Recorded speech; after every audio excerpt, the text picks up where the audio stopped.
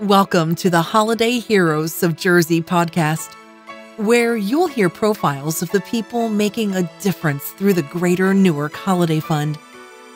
Every year, the Holiday Fund empowers 10 amazing regional charities to deliver real help to real people right here in Jersey.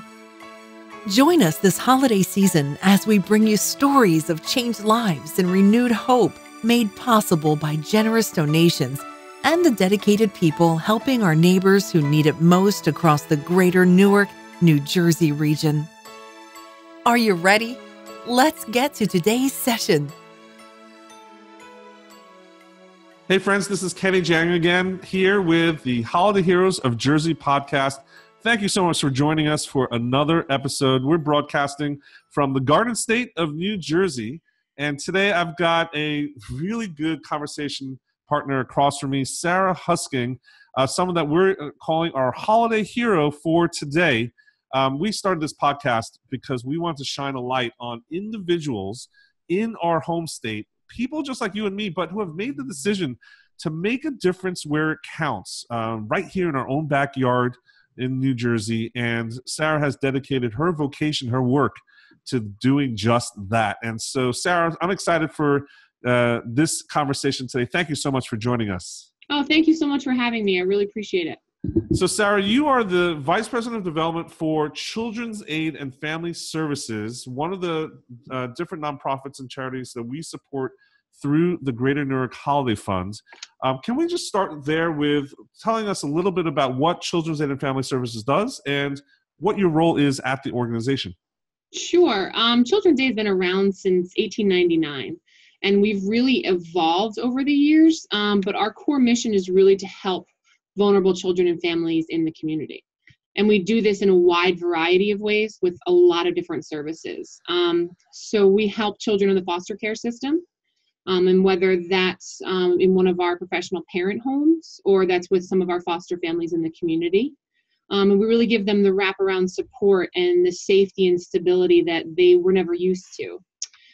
We also have 7 homes in the area for children and adults with developmental and intellectual disabilities. And we're launching a new day habilitation program for adults with developmental disabilities. We also have a Center for Drug and Alcohol Resources, yes. Which has been in the news a lot lately because of everything that's going on with the opioid and heroin crisis. Yes. So that's helping families and individuals that are struggling with addiction and helping them on a path to recovery.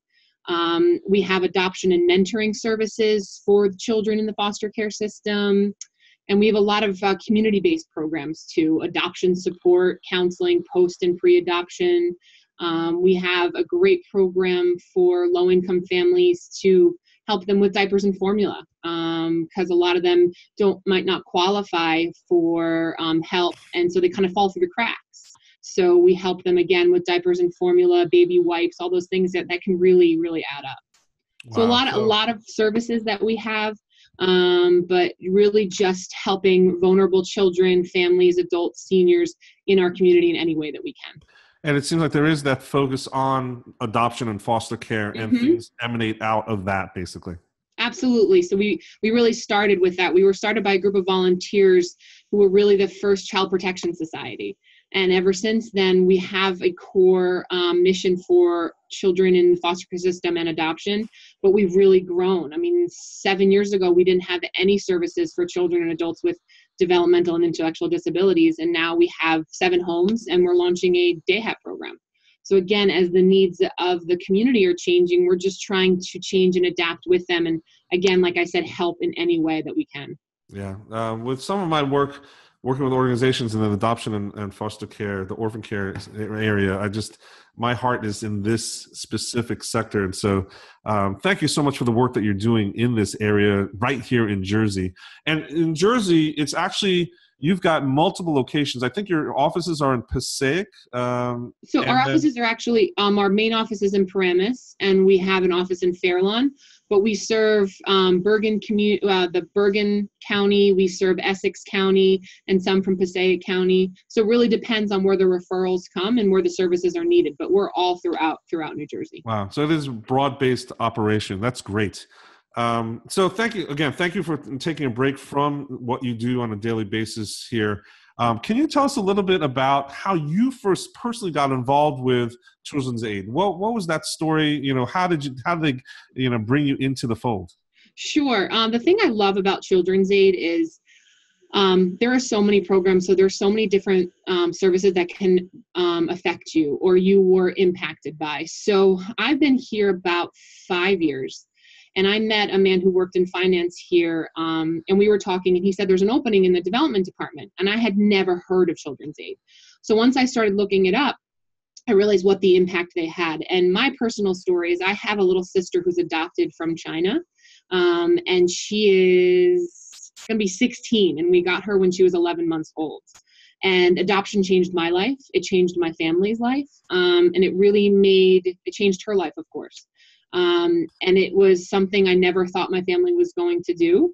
We had 3 grown children, but there was something missing. And I think that's what brought me here. Once I saw the services that do not only adopting for children in foster care, but the pre-adoption counseling, the post-adoption counseling, that was what drove me. And then once I came here and saw all the services that we do and everything that we try to help the community, I realized it was the place for me.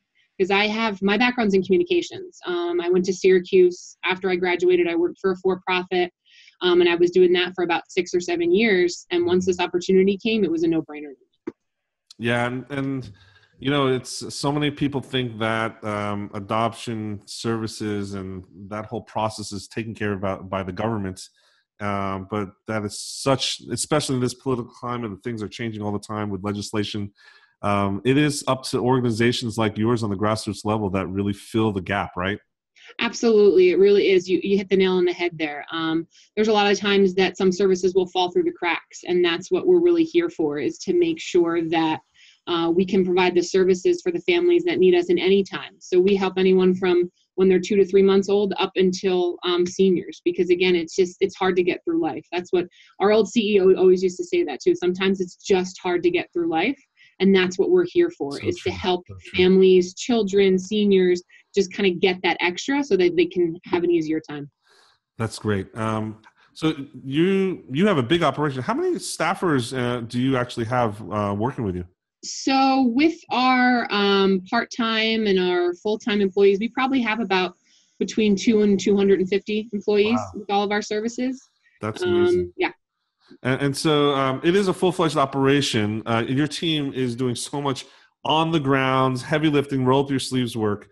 Do you have an uplifting story that you can share with us about some of your team members or volunteers to help our listeners better understand exactly what your organization does in this area, so that people who might not have encountered that process of orphan care, foster care, adoption, or some of the other things that you guys are doing, can you share with us a story that might help shine a light on that for them? Absolutely. We have so many.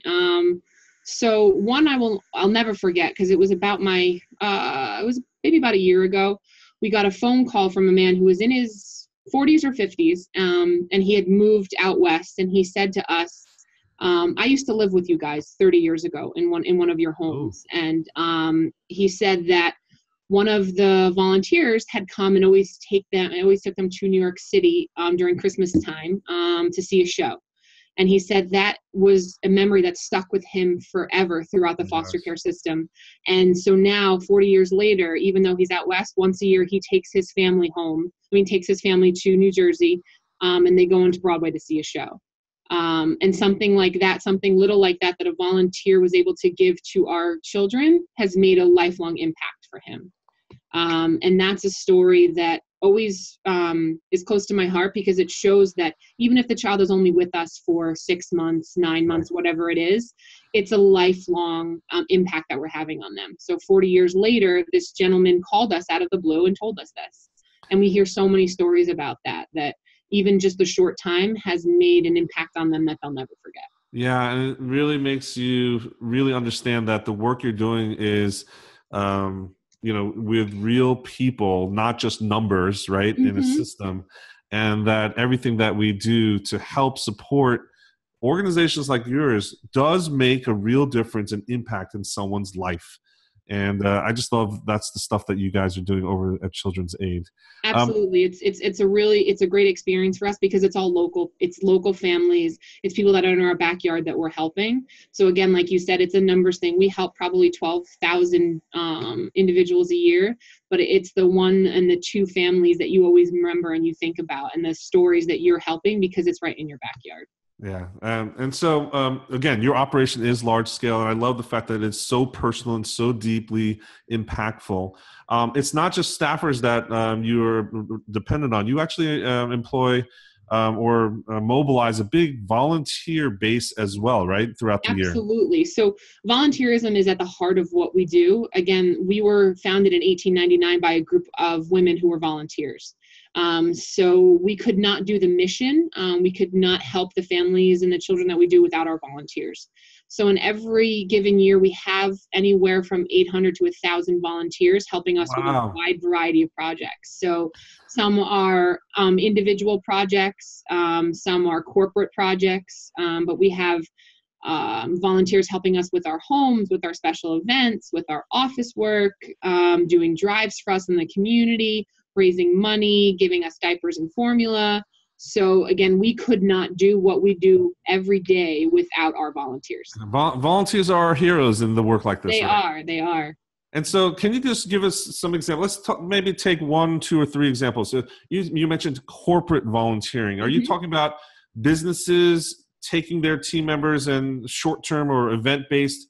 Is that the type of thing? Can you share with us an example of that? Sure. So one of our corporate partners is Samsung, and they are a wonderful partner to us. So every year they have a Samsung Volunteer Day, and so they'll bring 30 to 40 volunteers, and they'll help garden our homes, mulching, painting, anything like that. And this past year, what they did was they built sensory equipment for our children. So they did sensory boxes and shelves, and they built them as a team project. And then we're able to build these sensory rooms for our children and our adults. So who comes up with those ideas? Is that the corporate side or your team internally? How does that come about? So I have a wonderful team here. They're very creative.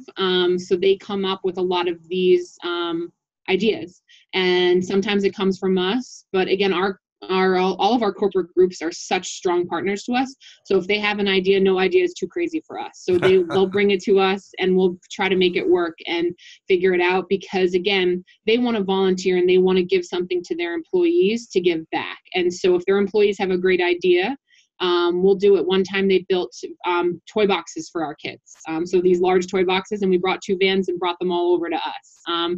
Sometimes they'll build bikes for us. So bikes for the kids are amazing as well. Again, it's really ideas from us, ideas from our volunteers, and even the employees that are in the homes. They'll call up development and say, I need this. Could we get a volunteer group to do something like this? So it's all different people. That's really what we base a lot of the things that we do, is just a community of caring. So it's ideas from everywhere. Right. So is it just large group of volunteering? What if, I know that, for instance, there's a lot of families where parents want to be intentional in teaching their children how to get involved with the community and how to engage and have leadership in that way. And then there's like individuals, for instance, even schools these days are requiring their students on an individual basis to volunteer somewhere. Are there ways for those types of smaller groups or individuals to plug in as well? Absolutely. So we have individual volunteers too. We have a lot of Girl Scout troops that do drives for us. We have individual volunteers that might be mentors for our children, individual volunteers that help with educational tutoring. We also have schools.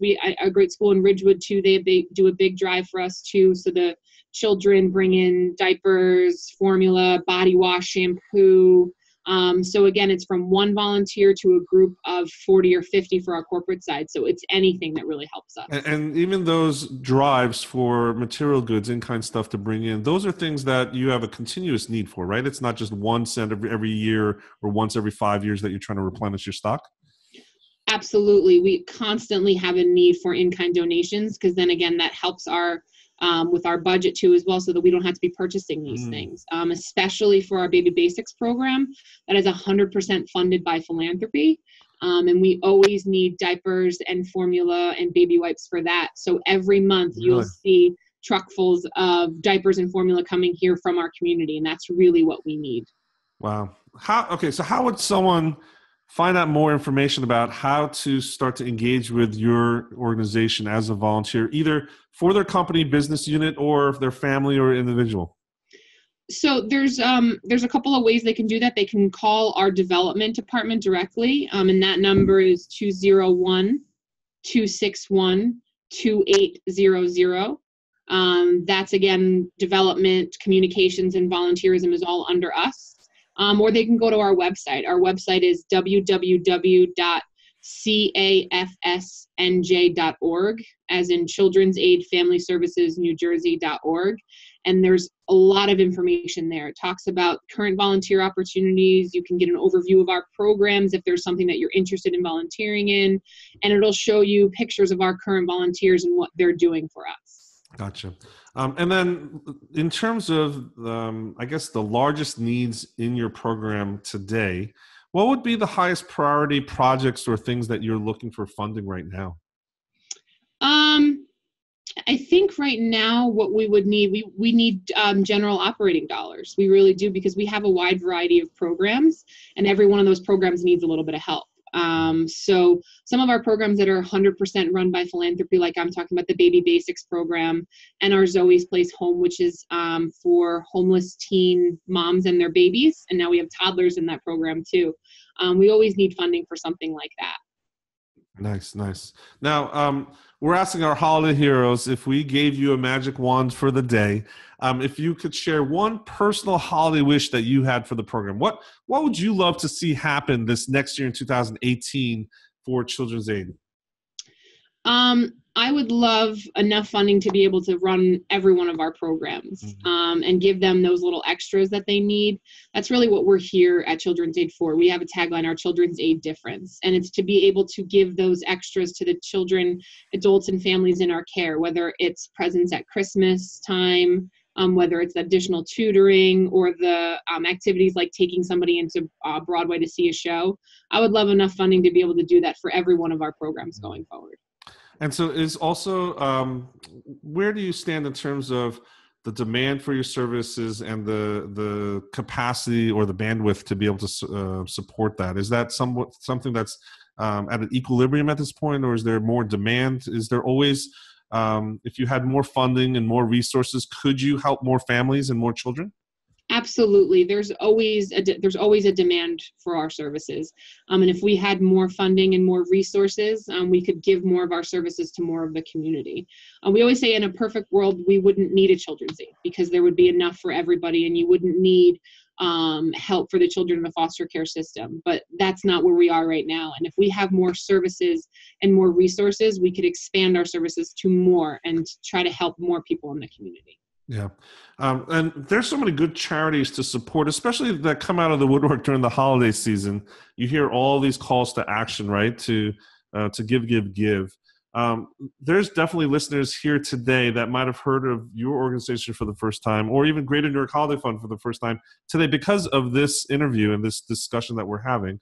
And they're interested. They might be leaning forward and a little bit more curious. If you had a chance to be in front of them, what would you actually say to them right now today to say, hey, look, this is a core need, and this is why you should be prioritizing, considering giving to support Children's Aid over, say, a national, global nonprofit or other things that might be floating out there, bombarding the airwaves with ads right now.